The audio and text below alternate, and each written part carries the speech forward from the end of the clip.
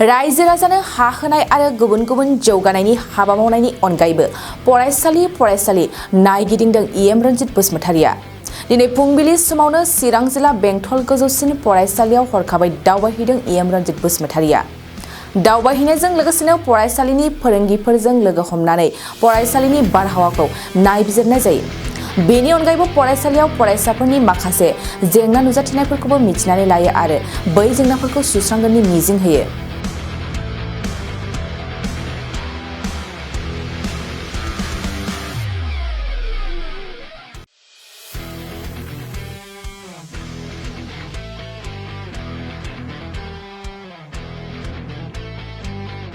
थाखो 8, 9 आरो 10 नि फरायसाफोरनि थाखाय मोनसे गोनां फोसावथाय।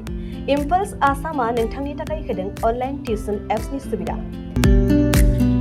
बर' आरो एसामिस मोन्नैबो बिजोंनि 8, 9 आरो 10 थाखोनि बिगियान, सानखान्थि आरो इंराजि आयदायाव अनलाइन टिउसननि सुबिदाखौ होगोन।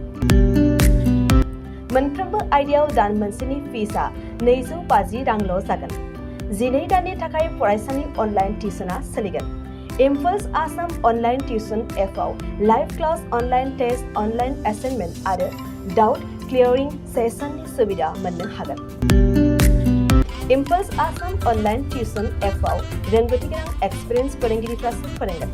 गोसो गुदुं फरायसाफ्रा गाव गावनि मबाइलाव गुगल प्ले स्ट'रनिफ्राय इम्पल्स आसाम एपखौ डाउनल'ड खालामनो हागोन। लोगोसेयैनो 8099334099 जानबुं अनजिमायाव थोंजोङै जगाजग खालामनो हागोन।